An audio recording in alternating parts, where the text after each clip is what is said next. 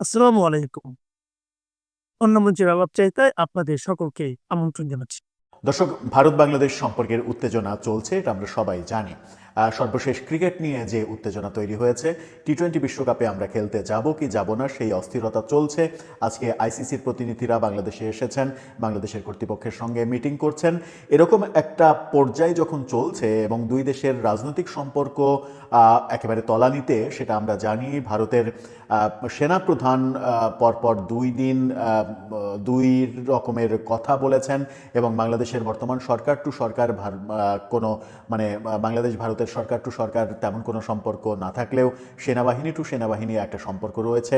সেরকম কথাও যখন শুনছি, সেরকম একটা মুহূর্তে পৃথিবীর অন্যতম গুরুত্বপূর্ণ গণমাধ্যম নিউ ইয়র্ক টাইমস, আমেরিকার এই গণমাধ্যম, তারা এই দুই দেশ ভারত এবং বাংলাদেশের সম্পর্ক এবং উত্তেজনা নিয়ে কথা বলেছে। তারা যখন এই সম্পর্ক এবং উত্তেজনা নিয়ে কথা বলেছে এবং সম্প্রতি তারা এটা নিয়ে একটা রিপোর্ট তৈরি করেছে। রিপোর্টে কাভার পিকচার হিসেবে তারা ব্যবহার করেছে শেখ হাসিনা এবং নরেন্দ্র মোদীর ছবি, এবং সেই যে খবর, সেই খবরে তারা বাংলাদেশ এবং ভারতের উত্তেজনা কেন তৈরি হলো, ভারত এই মুহূর্তে কি চাইছে, বাংলাদেশ কি চাইছে, তার কিছু সিগনাল তারা দিয়েছে এই রিপোর্টে। কি বলছে New York Times? New York টাইমসের এই প্রতিবেদনটা খুবই গুরুত্বপূর্ণ, রাজনৈতিক দৃষ্টিকোণ থেকে একটা সিগনাল এখানে রয়েছে। চলুন একটু জেনে দেখি ভারত বাংলাদেশ সম্পর্ক এবং শেখ হাসিনার সরকারের সময়ে ভারতের সঙ্গে বাংলাদেশের সম্পর্ক, তার সঙ্গে প্রফেসর ইউনূস সরকারের সাথে ভারতের সম্পর্কের একটা তুলনামূলক চিত্রও আঁকা হয়েছে এই প্রতিবেদনে।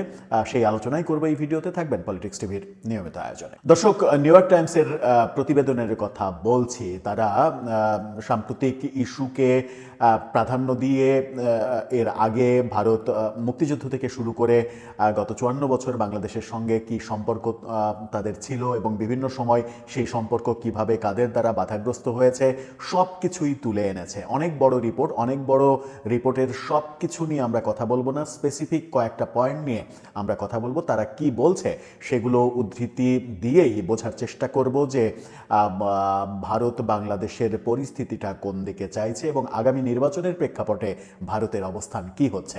নিউ ইয়র্ক টাইমসের শিরোনামটা আপনারা দেখে নিতে পারেন। সেই শিরোনাম যদি ইংরেজির বাংলা করি তাহলে এরকম দ্বারাই, নির্বাচনের আগে বাংলাদেশের সাথে ভারতের সম্পর্ক, এটা নিয়েই তাদের এই প্রতিবেদনটা তৈরি করা। সেখানে তারা বলছে, বিশ্বের অন্যতম বৃহৎ স্থল সীমান্ত ভাগ করে নেওয়া প্রতিবেশীদের মধ্যে একটা উত্তপ্ত বিরোধ, কূটনৈতিক প্রতিবাদ এবং খেলাধুলা বয়কটের মাধ্যমে আরও তীব্র আকার ধারণ করেছে।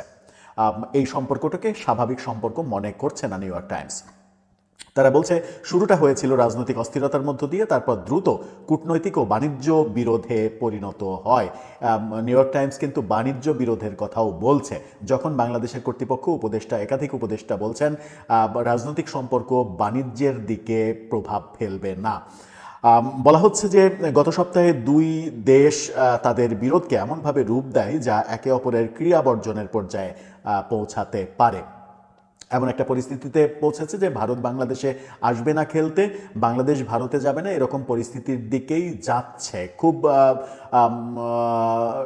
তাড়াতাড়ি ভারতের বাংলাদেশে দ্বিপাক্ষিক সিরিজ খেলতে আসার কথা বিশ্বকাপের পরপরই, কিন্তু বিশ্বকাপ যদি বাংলাদেশ বর্জন করে কিংবা বর্জন যদি এই মুহূর্তে নাও করে, তাহলেও শেষ পর্যন্ত ভারত বাংলাদেশে আসবে কিনা সেটা একটা প্রশ্নবিদ্ধ ব্যাপার। বিশ্বের তারা বলছে যে এই টানাপোড়েনটা শুরু হয়েছে, প্রতিবেশী বাংলাদেশের সঙ্গে সম্পর্ক 1 বছরের বেশি সময় ধরে টানাপোড়েনের মধ্যে রয়েছে। শেখ হাসিনা পতনের পর থেকে এই সম্পর্ক ভেঙে যেতে শুরু করে, যিনি নয়াদিল্লির জোরালো সমর্থন পেয়েছিলেন। অর্থাৎ শেখ হাসিনা, তার সঙ্গে ভারতের সম্পর্কটা ভালো ছিল, সেইটাই উল্লেখ করছে তারা। বাংলাদেশের রাজধানী ঢাকায় বিভিন্ন পক্ষের পক্ষ থেকে প্রতিকূল বক্তব্য এবং বাংলাদেশের হিন্দু সংখ্যালঘুদের বিরুদ্ধে সহিংসতার ঘটনার প্রতিবাদ জানিয়েছে নয়াদিল্লি। গত মাসে বাংলাদেশের চট্টগ্রাম শহরে তাদের মিশনে জনতা হামলা চালানোর পর ভিসা কার্যক্রম বন্ধ হয়ে যায় বাংলাদেশে। নয়াদিল্লিতে তাদের মিশনে ডানপন্থী হিন্দু গোষ্ঠীর তীব্র প্রতিবাদের মুখে পড়ার পর বাংলাদেশেও ভারতে ভিসা কার্যক্রম বন্ধ করে দেয়। ভারতে হিন্দু ডানপন্থীদের বিক্ষোভের ফলে তাদের জাতীয় ক্রিকেট সংস্থা দেশটির অর্থ সমৃদ্ধ ইন্ডিয়ান প্রিমিয়ার লিগে বাংলাদেশের একজন খেলোয়াড়কে অংশগ্রহণ করা বন্ধ করে দেয়। এর প্রতিক্রিয়ায় বাংলাদেশ ঘোষণা করে যে তাদের দল ক্রিকেট বিশ্বকাপের জন্য ভারতে ভ্রমণ করবে না এবং তারা খেলার আন্তর্জাতিক পরিচালনা পর্ষদকে তাদের ম্যাচগুলো নিরপেক্ষ ভেন্যুতে নেয়ার কথা বলে, যার পরিপ্রেক্ষিতে আজকে আইসিসির প্রতিনিধি দল বাংলাদেশে অবস্থান করছেন। উভয় দেশের অভ্যন্তরীণ রাজনীতির কারণে উত্তেজনা কমাতে কূটনৈতিক প্রচেষ্টার সম্ভাবনা জটিল হয়ে উঠেছে, অর্থাৎ কূটনৈতিক সমাধান দেখছে না নিউ ইয়র্ক টাইমস। তারা বলছে কারণ সীমান্তের উভয় পাশে আসন্ন নির্বাচনের ক্ষেত্রে এই তিক্ততা একটি প্রধান সমাবেশের বিন্দুতে পরিণত হয়েছে। মানে সীমান্তের উভয় পাশেই, ওদিকে পশ্চিমবঙ্গ আসামে নির্বাচন চলছে, এদিকে বাংলাদেশে নির্বাচনের পরিবেশ চলছে। এরকম পরিস্থিতিতে এই উত্তেজনা দুই দেশের নির্বাচনকেও প্রভাবিত করতে পারে, সেই কথা তারা বলছে। সাম্প্রতিক বছরগুলোতে দক্ষিণ এশিয়ায় বেশ কয়েকটি জনপ্রিয় বিদ্রোহ এবং সরকার পরিবর্তন দেখা গেছে। খুবই ইম্পর্টেন্ট ব্যাপার যে ধারাবাহিকভাবে আমরা দেখেছি শ্রীলঙ্কা, বাংলাদেশ, নেপাল, এই ঘটনাগুলোর কথা তারা বলছে। যার ফলে ভারতীয় নীতি নির্ধারকরা এমন একটি ক্ষেত্রে কৌশলগত পরিকল্পনার জন্য আবারও আলোচনায় বসতে বাধ্য হয়েছেন, যেখানে চীনও প্রভাব বিস্তারের জন্য লড়াই করছে। শেখ হাসিনার পতনের পর ঢাকার জন্য বিশৃঙ্খল শূন্যতা, আইন প্রয়োগকারী সংস্থাগুলো বিপর্যস্ত এবং চরমপন্থী শক্তিগুলোকে নিয়ন্ত্রণহীন করে তোলা একটি গভীর পরিচয় সংকটের উন্মোচন করেছে।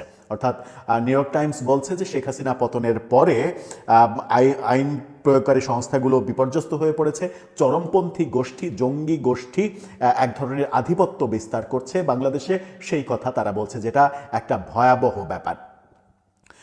তারা বলছে যে 1971 সালে স্বাধীনতা যুদ্ধে যখন বাংলাদেশ পাকিস্তান থেকে বিভক্ত হয়েছিল, তখন ভারত দীর্ঘদিন ধরে বাংলাদেশে একটি সুবিধাজনক অবস্থান ধরে রেখেছিল। সাম্প্রতিক দশকগুলোতে ভারতীয় নেতারা 17 কোটি মানুষের দেশটির সাথে অর্থনৈতিক ও বাণিজ্যিক সম্পর্ক সম্প্রসারণের মাধ্যমে বন্ধন আরও গভীর করার চেষ্টা করেছিলেন। গত কয়েক বছর ধরে বাংলাদেশ ট্রান্সশিপমেন্ট চুক্তির শর্তাবলী অনুসারে ভারতীয় বন্দর দিয়ে পণ্য পাঠাচ্ছিল, যতক্ষণ না ভারত এটি বন্ধ করে দিয়েছে। অর্থাৎ এই সরকার আসার পরে ট্রান্সশিপমেন্ট চুক্তি যে বাতিল করেছে ভারত, সেই কথাও তারা বলছে। ক্রমবর্ধমান অজনপ্রিয় একজন শাসকের সাথে এত ঘনিষ্ঠভাবে জোট বাঁধার ফলে বাংলাদেশে ভারত বিরোধী মনোভাব বৃদ্ধি পেয়েছে এবং যখন একটি গণঅভ্যুত্থান শেখ হাসিনাকে ক্ষমতা থেকে সরে যেতে বাধ্য করে, ইন্টারন্যাশনাল ক্রাইসিস গ্রুপ বাংলাদেশে একটি সাম্প্রতিক বিশ্লেষণে এই কথা বলেছে। বাংলাদেশ ফেব্রুয়ারিতে সংসদীয় নির্বাচনের তারিখ নির্ধারণ করেছে এবং শেখ হাসিনার দলকে অংশগ্রহণ থেকে কার্যকরভাবে নিষিদ্ধ করেছে। সরকার যে শেখ হাসিনার দলকে নির্বাচন করতে দিচ্ছে না, সেই কথাও তারা বলছে। অনেক প্রার্থী ভারতের প্রতি ক্ষোভকে প্রচারণার ইস্যুতে পরিণত করেছেন, যা দেশে ক্রমবর্ধমান ইসলামী চরমপন্থার সাথে মিশে আছে।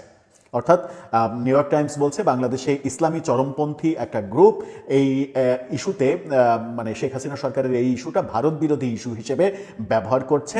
এটা দেশের জন্য মঙ্গলকর নয়, সেই ইঙ্গিত দিচ্ছে তারা বলছে বাংলাদেশের অন্তর্বর্তীকালীন নেতা মোহাম্মদ ইউনূস ভারতের সাথে কার্যকরী সম্পর্ক বজায় রেখে ক্ষমতায় আসা রাজনৈতিক দলগুলোকে খুশি করার জন্য একটি ভারসাম্য খুঁজে পেতে লড়াই করছেন। তিনি লড়াই করছেন এই শব্দটা ব্যবহার করেছেন, কিন্তু পেরে উঠছেন যে না, সেটা অবশ্য একেবারে ডিরেক্ট তারা বলেনি। ভারতের প্রধানমন্ত্রী নরেন্দ্র মোদীর প্রশাসন শেখ হাসিনাকে বিচারের মুখোমুখি করার জন্য, ফেরত পাঠানোর জন্য অথবা ভারতে আশ্রয় নেওয়া তার দলের নেতাদের সেখান থেকে বাংলাদেশের রাজনীতিতে জড়িত হওয়া থেকে বিরত রাখার জন্য মিস্টার ইউনূসের অনুরোধ প্রত্যাখ্যান করেছে। অর্থাৎ প্রফেসর ইউনূস যেটা চেয়েছেন, শেখ হাসিনাকে ফেরত দেন অথবা তার মুখ বন্ধ করে রাখেন, আওয়ামী লীগের নেতাদের ফেরত দেন, সেই ব্যাপারগুলোতে ভারত বর্তমান বাংলাদেশ সরকারের কোনো আবেদনেই সাড়া দেয়নি, প্রত্যাখ্যান করেছে। ভারতের সরকারপন্থী সংবাদ মাধ্যমগুলো নোবেল শান্তি পুরস্কার বিজয়ী জনাব ইউনূসকে একজন চরমপন্থী সহানুভূতিশীল হিসেবে চিহ্নিত করেছে। অর্থাৎ চরমপন্থীদের প্রতি সহানুভূতিশীল তিনি, চরমপন্থীদের এক ধরনের আশ্রয় দিচ্ছেন, এরকম কথা, ভয়াবহ অভিযোগ করছে তারা। যিনি বাংলাদেশের সংখ্যালঘু হিন্দুদের ওপরে আক্রমণের পেছনে থাকা সহিংস শক্তিগুলোকে লাগাম দিচ্ছেন না। অর্থাৎ সংখ্যালঘু নির্যাতনের যে ঘটনাগুলো ঘটছে, যারা ঘটাচ্ছে সেই ঘটনার লাগাম টেনে ধরতে পারছেন না, এই শব্দটা ব্যবহার করেনি তারা, ব্যবহার করেছে ধরছে না বর্তমান সরকার, এরকম একটা ল্যাঙ্গুয়েজ তারা ব্যবহার করেছে।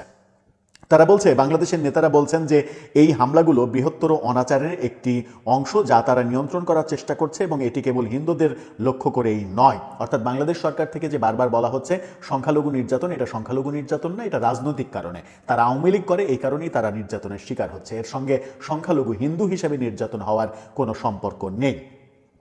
তারা তাদের বৃহত্তর প্রতিবেশীকে রাজনৈতিক সুবিধাবাদের জন্য অভিযুক্ত করেছে। একই সময়ে ভারতে ধর্মীয় সংখ্যালঘুদের ওপর একই ধরনের আক্রমণ এবং গণপিটুনির দিকে ইঙ্গিত করে। বাংলাদেশি নেতারা ভারতের সরকারপন্থী চ্যানেলগুলোকে বাংলাদেশের অন্তর্বর্তীকালীন সরকারকে অস্থিতিশীল করার জন্য বিভ্রান্তিকর প্রচার চালানোর অভিযোগও করেছে। অর্থাৎ বাংলাদেশ থেকে অভিযোগ করা হচ্ছে, বাংলাদেশের সরকার অভিযোগ করছে ভারতের চ্যানেলগুলো বাংলাদেশের সরকার বিরোধী এবং বাংলাদেশ বিরোধী নিউজ করছে। বাংলাদেশে হিন্দুদের উপরে হামলার বিরুদ্ধে ক্ষোভ পশ্চিমবঙ্গ এবং আসামের একটি নির্বাচনী ইস্যুতেও পরিণত হয়েছে, এমন কথাও তারা বলছে।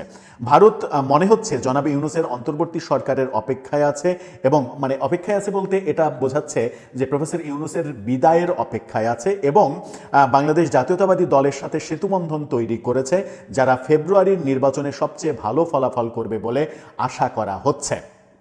ভারতের পররাষ্ট্রমন্ত্রী এস জয়শঙ্কর গত মাসে ঢাকায় এসেছিলেন খালেদা জিয়ার শেষকৃত্যে যোগ দিতে, যেখানে তিনি বিএনপির দীর্ঘদিনের নেত্রী এবং এক সময়ের বাংলাদেশের প্রথম মহিলা প্রধানমন্ত্রী ছিলেন। তিনি তার ছেলে তারেক রহমানের সঙ্গে দেখা করেছিলেন, যাকে ভবিষ্যতের প্রধানমন্ত্রী হিসেবে বিবেচনা করছে ভারত, এবং সেই ইঙ্গিতগুলো যে ভারত দিয়েছে সেই কথা নিউ ইয়র্ক টাইমস বলছে। অর্থাৎ ভারতের একটা গ্রিন সিগন্যাল বিএনপিকে দেয়া হয়েছে, তারেক রহমানকে দেয়া হয়েছে, সেটাও নিউ ইয়র্ক টাইমস একেবারে নিশ্চিত করছে।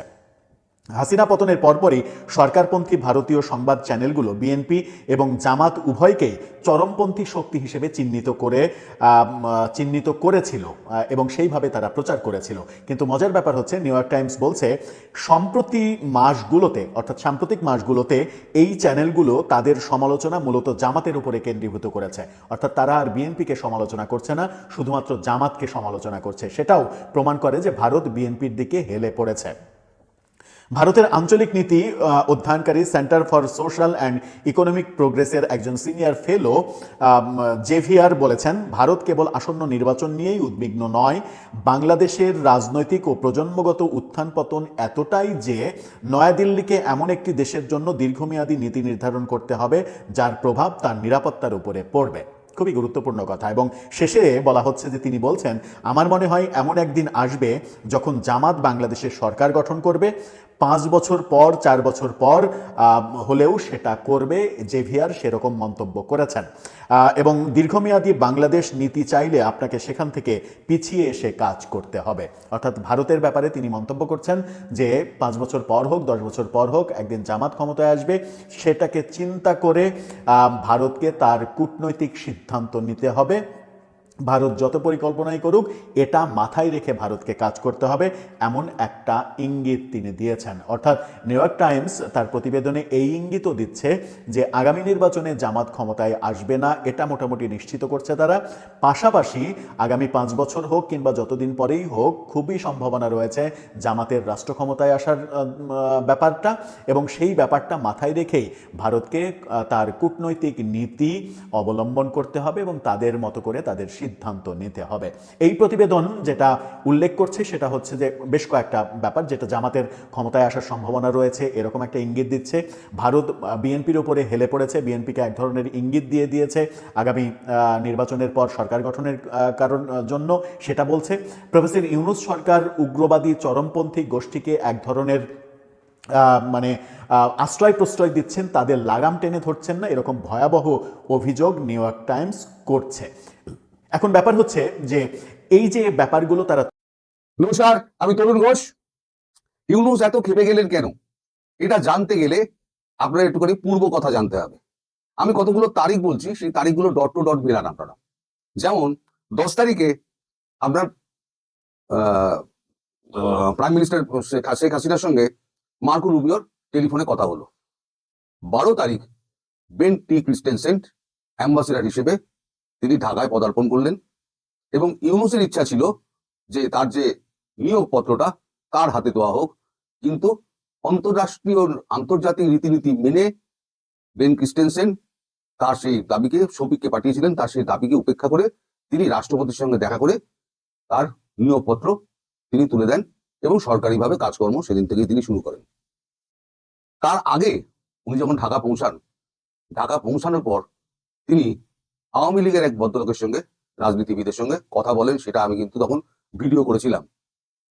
তার নাম বলেছিলাম আমি চৌধুরী, আজকে তার নাম বলছি সাবির হোসেন চৌধুরী। তার সঙ্গে কথাবার্তা বলে আওয়ামী লীগের বর্তমান অবস্থা, আওয়ামী লীগের নির্বাচনের সম্পর্কে তার মতামত কি, এই ব্যাপারে তিনি সামগ্রিক অবস্থা জানতে চান। তখন উনি বলেন যে আওয়ামী লীগ হচ্ছে নির্বাচনমুখী দল, নির্বাচনকে দূরে রাখতে এই জুলাই অভ্যুত্থানের নাটক করা হয়েছিল এবং প্রধানমন্ত্রী শেখ হাসিনাকে দেশ থেকে তাড়ানো হয়েছিল। নির্বাচনকে বিতর্কিত করতে সমস্ত আয়োজন সেরে ফেলেছেন ইউনূস সরকার। 46 লক্ষ পোস্টাল ব্যালট ইউনূস বিভিন্ন হাই কমিশন মারফত সারা বিশ্বে পাঠিয়ে দিয়েছেন ওই হ্যাঁ নার পক্ষে, গণভোটের পক্ষে। গণভোটের ব্যালট 12,50,00,000 বিভিন্ন জেলায় এই 1.5 মাস আগেই বিতরণ হয়ে গেছে হ্যাঁ না এর পক্ষে। তিনি বলেন 2008 সালে সব দলের অংশগ্রহণে টোটাল ভোট কাস্টিং এর 54.7% পেয়েছিল আওয়ামী লীগ। 2024 সালে পেয়েছে 43.3%। আর একটি আসনে একটি দল তারা আবার ভুয়ো ভোটার তৈরি করেছিল। 2001 সালে 1,54,00,000 ভুয়ো ভোটার তৈরি করেছিল। আর ইতিমধ্যে একটি দল, উনি নাম করেননি, একটি দল তাদের ক্ষমতায় আসার জন্য ঢাকার 20টি আসনে 1 কোটি করে ভুয়ো ভোটার তৈরি করে ফেলেছে। এই অবস্থায় আওয়ামী লীগকে যদি অন্তর্ভুক্তিমূলক নির্বাচনে যদি অংশগ্রহণ করানো হয়, তাহলে যেহেতু আমরা নির্বাচনমুখী দল, আমরা অংশগ্রহণ করব। কিন্তু অংশগ্রহণ করতে যদি না দেয়, তাহলে আমরা কি করতে পারি? এটা হচ্ছে 12 তারিখের আগের যে বৈঠকটা, সম্ভবত 11 তারিখে এই বৈঠকটা হয়েছিল। আমি 12 তারিখে এই ভিডিওটা করছিলাম। হ্যাঁ, 12 তারিখে ভিডিওটা করছিলাম। এবার 13 তারিখে আসুন। 13 তারিখে যেখানে এই ঘটনাটা ঘটে, 13 তারিখে আপনার 1 মিনিট ধরবেন, ইউনাইটেড স্টেটসের 2 জন প্রতিনিধি, অ্যালবার্ট গাম্বিজ, তিনি হচ্ছেন প্রাক্তন ভারপ্রাপ্ত আন্ডার সেক্রেটারি পলিটিক্যাল, এবং আসলাম মোস্টেন, আন্ডার সেক্রেটারি পলিটিক্যাল। এরা দুজনে যমুনায় যান। এবং ইন্টারেস্টিংলি আরেকজন এসছিলেন, ওই বৈঠকে আসার কথা ছিল, কিন্তু শেষ মুহূর্তে তিনি উপস্থিত হতে পারেননি। তার নাম হচ্ছে, তিনি জ্যারেড কুশনার, যে ট্রাম্পের যিনি জামাই, জ্যারেড কুশনারের secretary, political secretary Adam Root. তারও ওই বৈঠকে আসার কথা ছিল, কিন্তু শেষ মুহূর্তে তিনি যে কোনো কারণেই হোক তিনি আসতে পারেননি। এই বৈঠক যখন শুরু হয়, তখন ইউনূসকে একের পর এক চাপ দিতে শুরু করেন এই দুজন, যে দুজনের নাম আমি বললাম। এই দুজন, একজন হলেন অ্যালবার্ট গাম্বিজ আর একজন হলেন আসলাম মোস্টেন, আন্ডার সেক্রেটারি। এই দুজন চাপ দিয়ে শুরু করেন যে আপনাকে যে দায়িত্ব দিয়ে মার্কিন যুক্তরাষ্ট্র বাংলাদেশে পাঠিয়েছিল, সে দায়িত্ব বিন্দুমাত্র আপনি পালন করেননি। আপনি জানেন যে আমেরিকা এবং ওয়াশিংটন, পেন্টাগন কেউই সন্ত্রাসবাদের পক্ষে নয়, কিন্তু আপনি সন্ত্রাসবাদের অবাধ বিচরণ ক্ষেত্র বাংলাদেশকে করে দিয়েছেন। মার্কিন যুক্তরাষ্ট্র আপনাকে এত কিছু দিয়েছে, কি দেয়নি? নাম, যশ, খ্যাতি সমস্ত দিয়েছে। অথচ মার্কিন যুক্তরাষ্ট্রকে আপনি কি দিয়েছেন? তাকে একটা মুখ পোড়ানোর ব্যবস্থা করে দিয়েছেন। একটা সুস্থ রাষ্ট্রকে আপনি একদম ভগ্নস্তূপে পরিণত করেছেন। আপনি পদত্যাগ করুন।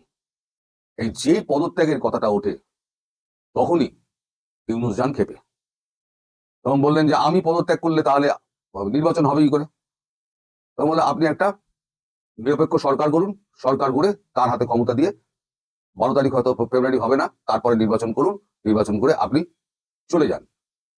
তখন তিনি মেজাজে উনি বলেন যে 12 তারিখেই ভোট হবে, একদিন আগে নয়, একদিন পরে নয়, ওই দিনকেই ভোট হবে। এই ব্যাপারে আমি আর কোনো রকম কথা বলবো না। মানে যে নিয়োগকর্তা মার্কিন যুক্তরাষ্ট্র, তাকে উনি বলছেন যে এই ব্যাপারে আমি আর কোনো কথা বলবো না। এরপর তখন তারা যখন এই সাবের হোসেন চৌধুরীর অভিযোগগুলো যখন তারা সামনে আনতে শুরু করেন, যে আপনি অলরেডি এই জায়গায় 12,50,00,000 আপনি জেলার যে সমস্ত সদরগুলোতে আপনি ভুয়ো ভোটার পাঠিয়ে দিয়েছেন। আপনি 46 লক্ষ আপনি পোস্টাল ব্যালট আপনি বিদেশে সমস্ত পাচার করে দিয়েছেন 1.5 মাস আগেই নির্বাচনের, হ্যাঁ গণভোটের। এইটা আপনি করেছেন কেন?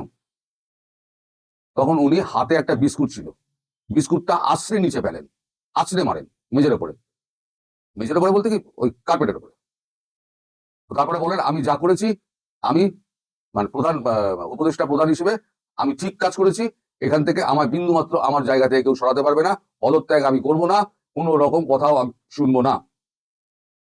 তখন এই দুজন কূটনীতিক বলেন আপনি যে ব্যবহারটা করলেন সেটা কোনো কূটনৈতিক শিষ্টাচার বহির্ভূত ব্যবহার, এই ব্যবহার করা যায় না। আমি যে এই ভিডিওগুলো করি, এই ভিডিওতে কিছু কিছু লোক আছেন যারা সমালোচনা করেন, সমালোচনা করার অধিকার রয়েছে, কিন্তু প্রতিদিন এক ভদ্রলোক, তার নাম হচ্ছেন তিনি লিখেছেন, নামটা মনে পড়ছে না, বিপুল বসাক সম্ভবত, তিনি লিখেছেন 22 কত তার ID number, mail ID number, তিনি লিখেছেন আপনি কি মস্করা করেন, মানুষের ইমোশন নিয়ে খেলা করেন? আপনাদের একটা কথা বলি, সেটা হচ্ছে আপনারা যদি মনে করেন যে সর্বত্র আওয়ামী লীগের লোকেদের আপনার প্রশাসন থেকে দূর করে দিয়েছেন, তাহলে আপনারা মূর্খের স্বর্গে বাস করবেন। আওয়ামী লীগের লোক কিন্তু প্রশাসনে এখনো রয়েছে, যারা আমার ভিডিও দেখেন তারাই আমাকে এই সমস্ত খবরগুলো দেন। এবার ওই বসাক বাবুকে আমি বলছি, আজকে যে ঘটনা ঘটেছে, আজকের আপনি মিলিয়ে নেবেন, হয়তো আজকালের মধ্যে জামাত হয়তো প্রেস বিবৃতি দিয়ে এই ঘটনা আপনার প্রকাশ করবে। কি প্রেস বিবৃতি দেবে আমি জানি না, ঘটনা যেটা ঘটেছে সেটা আমি বলছি, এবং তারপরে বলবো শেষ অস্ত্র যেটা ব্যবহার করছে মার্কিন যুক্তরাষ্ট্র আপনাদের কপালে বাড়ি পড়ার জন্য। আপনারা সব মনে করেন তো সব হচ্ছে ভুয়ো খবর, এই ভুয়ো খবর কিনা আজকের যে ঘটনাটা ঘটেছে যেটা, সেটা আমি এবার বলছি, বলুন আমি এখানে বসে জানছি কি করে। আজকে একটা ভিডিও কনফারেন্স হয় ওয়াশিংটন ডিসির সঙ্গে, জামাতের একটা ভিডিও কনফারেন্স হয়। ভিডিও কনফারেন্সে ওপারে কে ছিলেন? জেমসন গিয়ার, বেঞ্জামিন লিঙ্ক, আর তার সঙ্গে ছিলেন জামাতের ওই আমেরিকার আর কি মুখপাত্র, তিনি ছিলেন, আচ্ছা তারপরেতে শফিকুর রহমান ছিলেন, ও যুক্তরাষ্ট্রের জামাত মুখপাত্র তিনি ছিলেন। আচ্ছা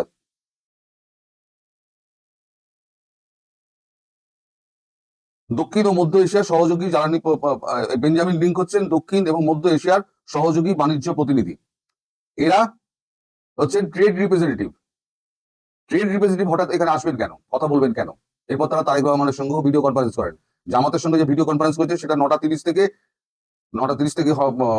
7:40 থেকে 8:01 পর্যন্ত জামাতের সঙ্গে, তার আগে 9:30, তারপরে 9:30 হচ্ছে তারেক রহমানের সঙ্গে।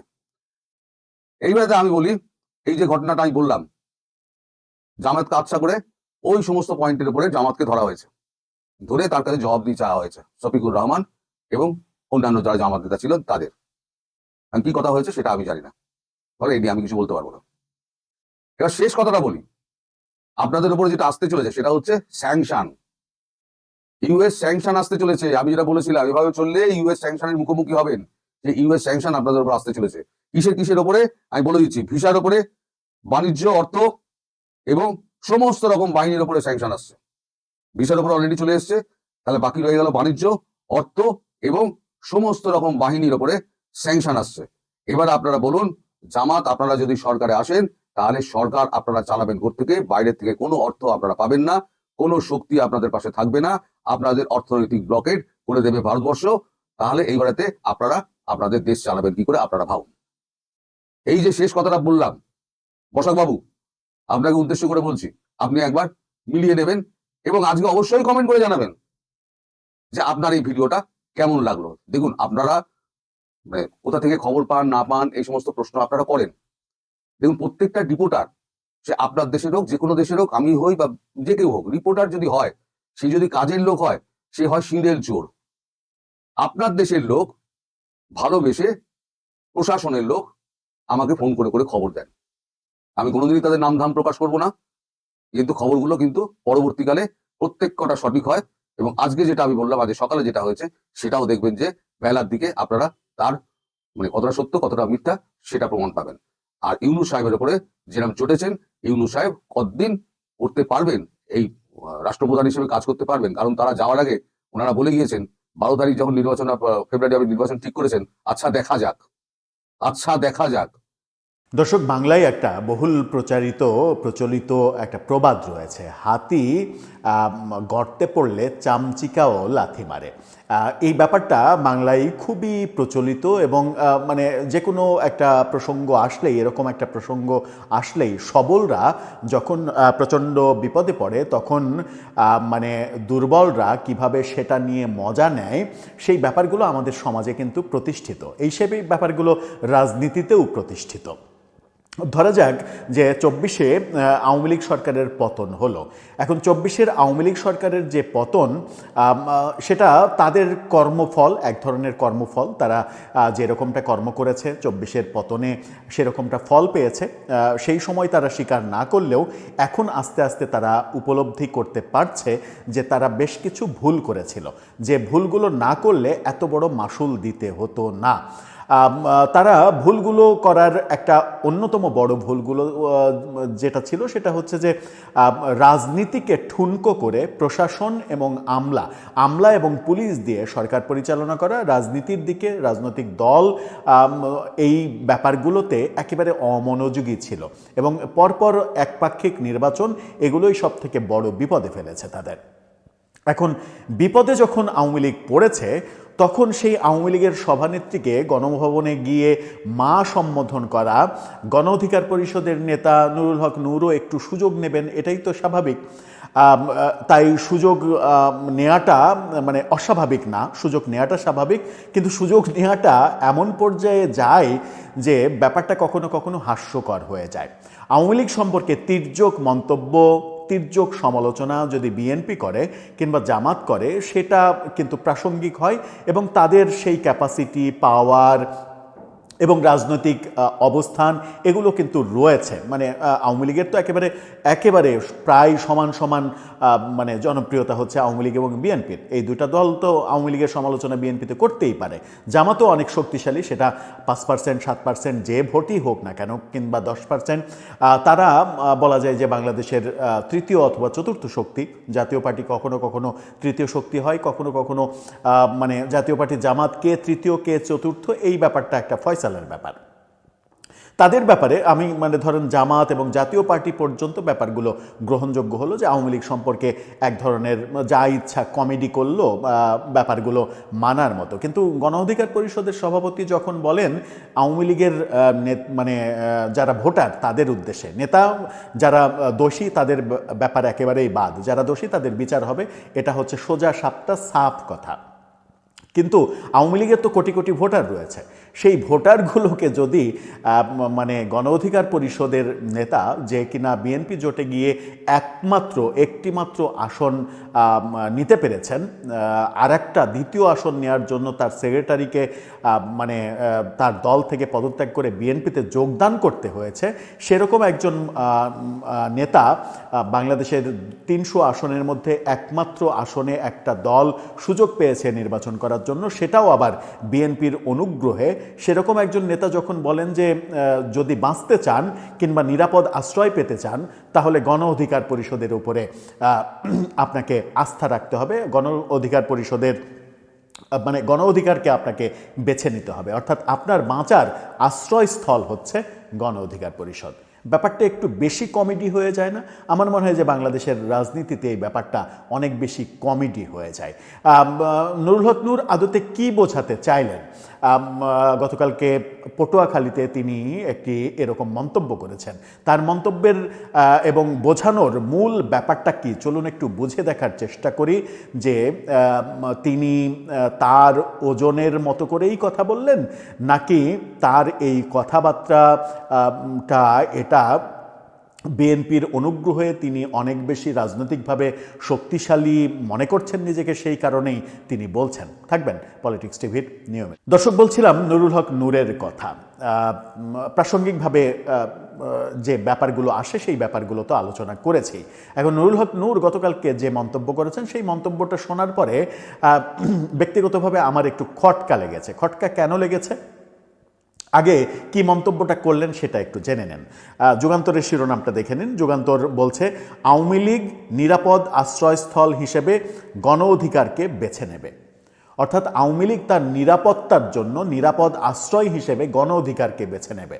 আওয়ামী লীগ মানে নিরাপত্তার জন্য বিএনপির শরণাপন্ন হবে না, কিংবা হওয়ার প্রয়োজন নেই, জামাতের শরণাপন্ন হওয়ার প্রয়োজন নেই, কিংবা জাতীয় পার্টির শরণাপন্ন হওয়ার প্রয়োজন নেই। গণ অধিকার পরিষদকে বেছে নেবেন, যার দলের সাধারণ সম্পাদক দল থেকে পদত্যাগ করে বিএনপিতে যোগদান করে মনোনয়ন পেতে সমর্থ হয়েছেন, এবং যার দল একমাত্র আসনে নির্বাচন করছেন তার মার্কা নিয়ে, সেটাও বিএনপির অনুগ্রহে, এবং বিএনপির অনুগ্রহে যখন নির্বাচন করছেন পটুয়াখালী থেকে, সেই আসন থেকেও বিএনপির যারা তৃণমূলের নেতাকর্মী রয়েছে তারা তাকে খুব একটা সমর্থন দিচ্ছেন না।